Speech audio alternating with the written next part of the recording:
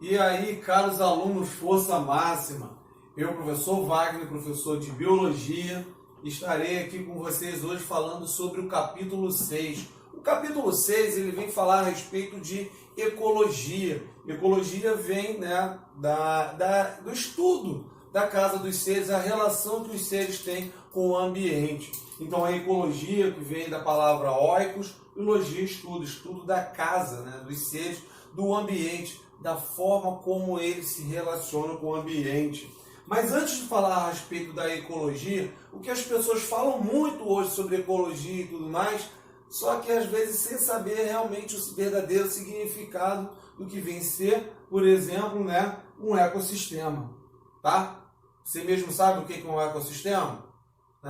Mas vamos ver agora, e você provavelmente vai saber agora o que vem ser um ecossistema. Bom, pessoal, antes disso tudo, nós iremos falar a respeito de alguns conceitos, para você entender o que vem ser a ecologia, saber o que vem ser todo esse aparato de informações aqui, vamos aprender alguns conceitos. E eu separei eles aqui na listagem realmente de forma bem cadeada. Bom, para você entender ecologia, primeiro vamos entender alguns conceitos, que seria espécie.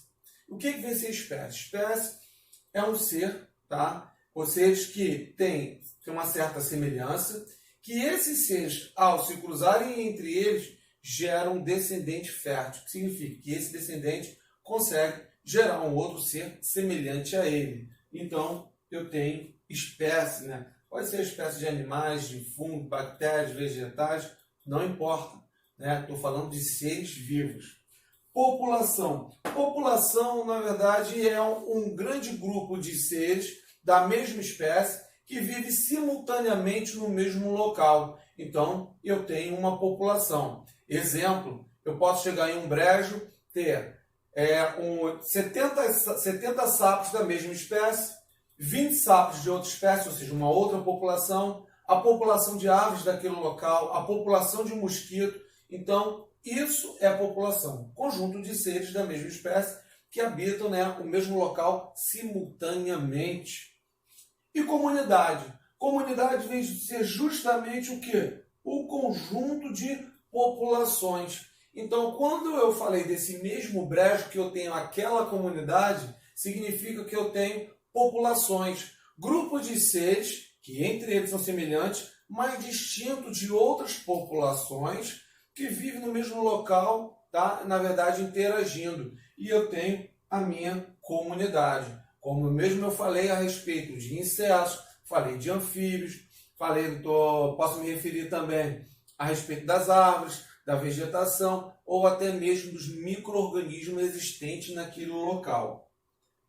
Bom, quando eu falo entre esses seres vivos, estou falando também de alguns fatores. Esse que eu acabei de falar para vocês, estou me relacionando aos seres vivos. Então, eu posso estar falando para vocês que estou me relacionando aos fatores bióticos, biovida.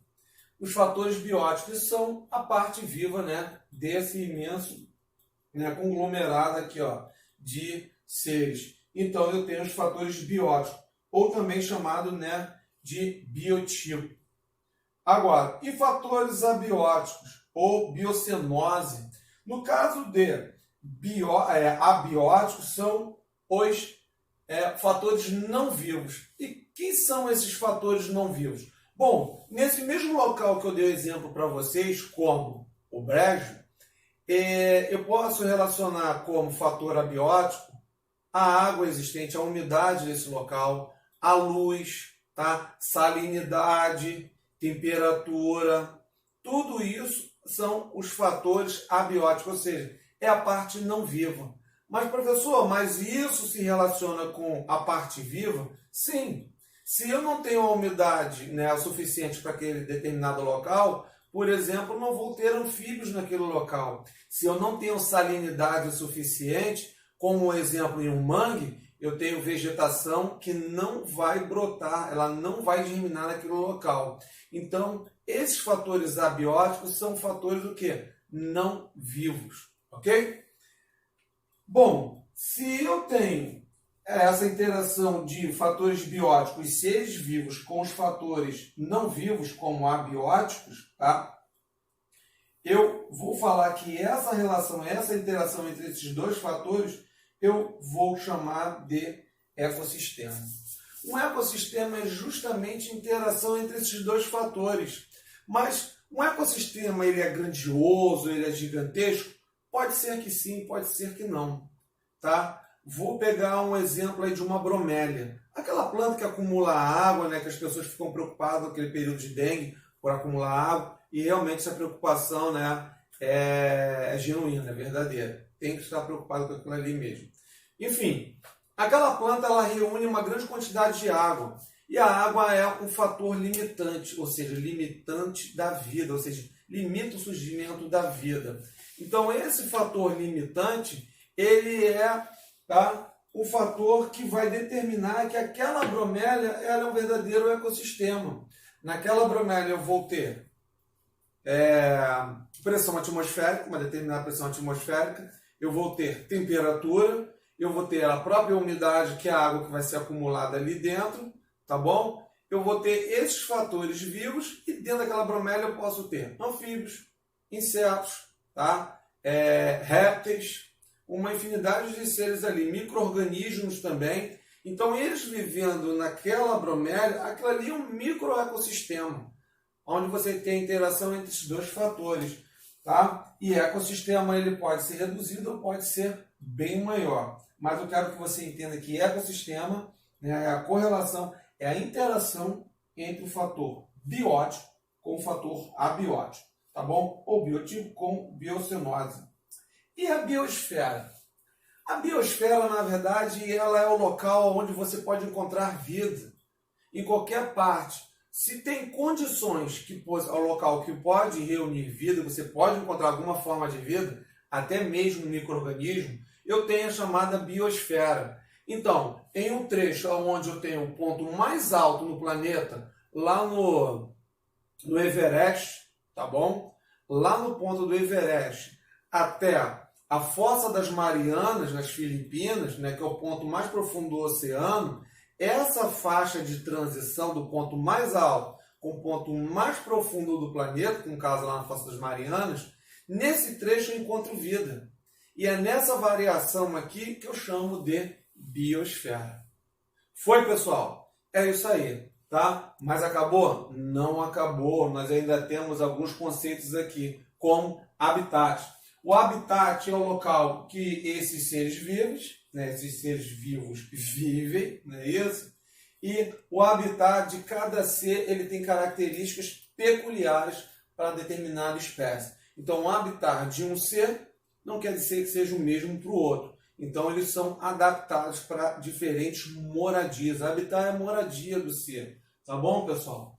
E nicho ecológico. O nicho ecológico é a função que aquele ser exerce naquele local. O tipo de comida, a variação de temperatura, se ele faz o ninho com um tipo de palha, se ele se alimenta de um tipo de fruta, de grãos, de insetos. E isso é o chamado nicho ecológico, é o modo de vida deles. E o ecótomo. O ecótomo, na verdade, é a variação entre, né, um ecossistema e o outro. Vou dar um exemplo para vocês que seria a restinga, onde eu tenho um ambiente aquático e eu tenho a Mata Atlântica, tá? O mar e a Mata Atlântica. Essa tem ali aquela variação que é chamada restinga. E entre a restinga e o mar, eu tenho aquela faixa de areia, pequenas vegetações que eu vou chamar de campo sujo. Pessoal, conhecendo um pouco desses conceitos aqui, eu vou partir para a minha cadeia alimentar. E o que vem ser a cadeia alimentar? A cadeia alimentar é composta de um produtor, um ser que produz a própria energia, o próprio alimento, e no caso esse aqui seriam os vegetais. E de que forma eles produzem o próprio alimento? Na verdade, eles convertem a energia luminosa em energia química, a conversão de energia, o qual vai depois para conseguir passar através da cadeia alimentar é essa energia, transferência de energia. Então, eu tenho um produtor, um ser autotrófico, eu tenho um consumidor, esse aqui também é consumidor, eu posso ter, né, vários consumidores. Então, eu tenho um consumidor primário e um consumidor secundário. Posso ter um terciário, um quaternário e por aí de quinta ordem, sexta ordem? Posso, mas normalmente na natureza só vai até a quarta ordem, né? Um quaternário, tá bom? Dificilmente vai acontecer algo fora disso. Então, sabe-se então que eu tenho a energia contida aqui, mas a partir do momento que a seta aponta de um produtor para um consumidor primário, eu tenho aqui a setinha apontando. Isso significa que esse vegetal, eu tentei desenhar um alface, não fui muito feliz, mas eu tenho esse alface aqui servindo de alimento para o gafanhoto, aonde essa energia vai ser transferida para o gafanhoto e depois o gafanhoto serve de alimento para esse anfíbio, que é o consumidor secundário, tá bom? Então eu tenho transferência de energia. Espera aí, mas a energia vai ser a mesma entre eles, a transferência? Não. Sabe por quê? Porque quando o inseto, nesse caso o gafanhoto, comeu o alface, ele pegou uma grande quantidade de energia. Mas quando ele serviu de alimento para o anfíbio, a energia não foi da mesma forma, foi menor. E por que foi menor? Porque parte da energia que ele consumiu aqui o alface, ele usou, tá, para conseguir manter as atividades do corpo dele. Então, ao longo da cadeia alimentar, a energia vai diminuindo. E todos eles vão ficar aqui? Não, porque do produtor e o consumidor, eu tenho os seres o quê? Decompositores. Se ninguém coletar o alface, uma hora o alface ele vai sofrer decomposição. A mesma coisa aqui, ó, é para o inseto. Ele, ao morrer, ele vai sofrer decomposição. E para o anfíbio aqui, a mesma coisa. Vai sofrer decomposição e, ao sofrer decomposição, ó, vai liberar nutrientes e nutrientes esses que serão reaproveitados para um produtor, tá? E quem são os agentes decompositores? Bactérias e fungos. Bactérias e fungos que são os agentes decompositores, tá bom, pessoal? Saindo agora da cadeia alimentar, indo para a teia alimentar. E o que ser a teia alimentar? No caso da teia alimentar, eu tenho, ó, produtores. Professor, mas qual é a diferença? Que a teia alimentar, na verdade, ela é, tá, várias cadeias alimentares, elas unidas uma entre a outra. Então, um exemplo, o milho serve de alimento para o grilo para a galinha e a galinha para o gavião, e o gavião para o homem. Então, eu tenho produtor, consumidor primário, secundário, terciário e quaternário. Legal. E nesse alface aqui, para a preá para a serpente e a serpente para o gavião para o homem. E caraca, o gavião serve de alimento para o homem? Pode ser. Professor, mas eu posso o milho diretamente para o homem? Pode. O grilo, ó, milho, grilo para o homem, lá na Indonésia, na China? Pode. Milho, galinha e galinha para o homem? Pode. Alface para o homem? Pode. Ó, alface preá também. E aqui a serpente. Como eu consigo entender aqui na teia alimentar que um ser ele pode ocupar simultaneamente, tá, diferentes níveis tróficos, diferentes da cadeia alimentar. E como seria isso? Que o homem, nessa cadeia aqui, ó, milho, galinha, gavião, e ele aqui, o homem, ele é consumidor terciário. Mas milho e homem, ele se porta como consumidor primário. Então, o mesmo ser, ele pode ocupar diferentes níveis tróficos simultaneamente. E todos eles um dia irão se decompor através das bactérias e fungos. Bactérias e fungos, inclusive o homem. O grilo também não escapa, a galinha já foi, e o alface. Eu coloquei aqui, né? Então, esse emaranhado aqui te dá a ideia de uma teia alimentar. Então, eu tenho os decompositores fazendo esse verdadeiro papel. E aí, pessoal, ó, pirâmides ecológicas. Nas pirâmides ecológicas é uma forma de representação também de transferência, não só de matéria, mas de energia. Falamos agora, né, sobre cadeia alimentar e teia alimentar. E a outra forma de representar isso são as pirâmides ecológicas. São duas, as principais: biomassa e energia. A biomassa, ela vai representar, não é isso? Ó, gramas por área. E aí eu tenho essa representação dessa pirâmide, aonde a base, aonde eu tenho maior quantidade de massa em um determinado local, como o próprio ecossistema, em um ecossistema, eu tenho os seres produtores. Nesse caso dos seres produtores, eu tenho os vegetais, que vão fazer fotossíntese, aonde eu tenho uma maior quantidade de seres, E aí eu vou representar uma massa que vai conseguir nutrir os consumidores primários. Lembra que primário ele vai se alimentar dos produtores, daqueles seres que fazem fotossíntese, e nesse caso dos consumidores primários vão servir de alimento para os consumidores secundários. Pode ver que vai diminuindo conforme vai subindo a pirâmide ecológica. E o consumidor terciário é o último.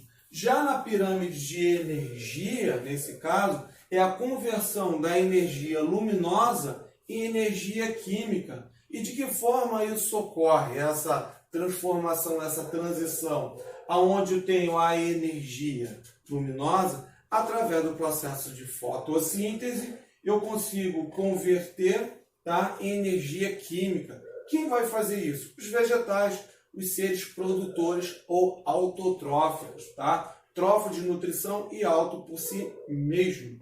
Aonde, ao começarem a transferir, os gafanhotos servem de alimento para os vegetais, aonde vai ocorrer uma transferência de energia, mas ao longo da transferência de energia, a quantidade de energia vai diminuindo. E por quê?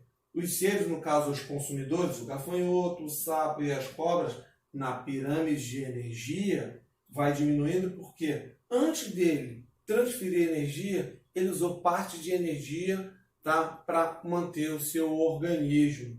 Bom, pessoal, por aqui, por aqui é o nosso ponto sobre pirâmide, ecológica, sobre biomassa e energia. E aí, agora, para conseguir fechar, nós temos os ciclos biogeoquímicos. Os 4 principais desse ciclo daí, eu tenho a água, ciclo da água, o ciclo hidrológico, eu tenho o ciclo do carbono, ciclo do nitrogênio e o ciclo do oxigênio. Você vai ver que esses 4 ciclos, nós temos outros, o do fósforo, do cálcio, enfim. Mas nós temos esses 4 principais. E vocês irão ver que eles estão ligados diretamente ao nosso mundo, ao seu cotidiano. Você vai conseguir fazer algumas correlações. Vamos lá, pessoal. O primeiro aí, o ciclo da água ou ciclo hidrológico. Eu tenho 2 tipos de ciclo, O ciclo curto, ciclo da água curto, onde a água evapora do mar, formam lá as tempestades e pelo processo de precipitação, essa água desce, tá bom? Esse é um dos ciclos biogeoquímicos. A água evapora, se condensa, sai do estado de vapor para o líquido e cai no mar. Mas quando você tem rajadas de vento e toda essa água na forma de vapor empurrada para o continente e ocorre as chuvas aqui, você vai ter a água descendo no solo, em algumas montanhas ou locais mais planos mesmo. A água infiltra no solo, só que quando a água infiltra no solo, às vezes você está no meio de mata atlântica e tudo mais, chove bastante, aquela mata freia a pancada da chuva, essa água vai infiltrar no solo, o processo de percolação, lixiviação, e quando vai começar a abastecer os lençóis freáticos, os aquíferos, vai manter os mananciais também. Encheu aqui o subsolo, e em algum ponto vai sair a nascente, que vai formar um pequeno filete de água, vai se juntar ao outro, formando riacho, formando cachoeiras, e todo esse corpo d'água vai em direção ao mar para novamente você ter o ciclo da água. E como os seres vivos, já que é bio, vida, tá? Como eles participam? Através da fotossíntese, no caso dos vegetais, a evapotranspiração. E os animais, outros seres, como eles participam? Dessa mesma forma que eu estou falando com vocês, através da respiração, eu estou liberando vapor d'água. Tá? E além do suor, da urina, das fezes, tá? Você também tem a liberação de água. Essa água vai evaporar, vai para a atmosfera e vai formar, né, novamente todo esse ciclo aí. Tá bom, pessoal? Ciclo do carbono.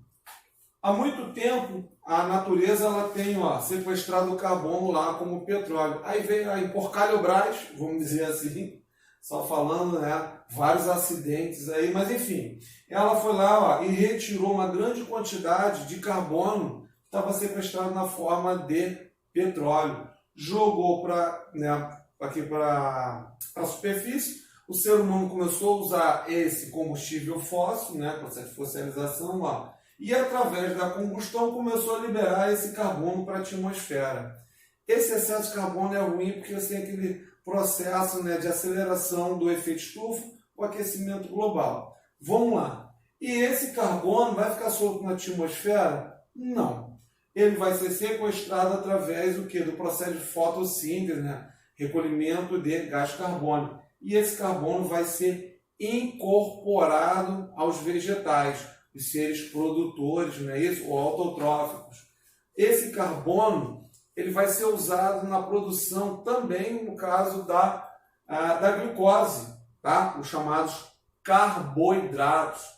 Formou aqui o carbono e de que forma esse carbono ele vai ser passado? E como os seres vivos vão conseguir, né, assimilar esse carbono? Através da cadeia alimentar, da alimentação. Agora, esse carbono está preso aqui nele, dentro desse ser, né, desse animal aqui, e através das fezes vai sofrer decomposição, também libera carbono para a atmosfera. Se ele morrer, né? Se ele morrer não, um dia ele vai morrer. Mas quando ele morrer, o corpo dele vai sofrer decomposição. Vocês já viram lá atrás, né? Agentes decompositores, bactérias e fungos. Vai fazer a decomposição desses seres aqui, liberando carbono para a atmosfera. Mas quando ele está vivo, de que forma ele libera carbono para a atmosfera? Através da transpiração e através da respiração, nesse caso da expiração. Libera carbono para a atmosfera, que vai ser sequestrado novamente pelos seres produtores. Por isso que essa coisa toda de não derrubar, né, acabar aí com as derrubadas, desmatamentos e principalmente com as queimadas, que com as queimadas, além de cortar a árvore que sequestra o carbono, vai conseguir também a liberação através da combustão. E não é legal, né, pessoal? Lembra lá do aquecimento global. E o nitrogênio. O nitrogênio, a principal reservatório é a atmosfera. O que é importante você entender? Que dessa forma os seres não conseguem absorver. Então, através de bactérias, micro-organismos, vai sofrer o processo de nitrificação e depois de desnitrificação. Por quê, gente? Como tudo isso aqui é um ciclo.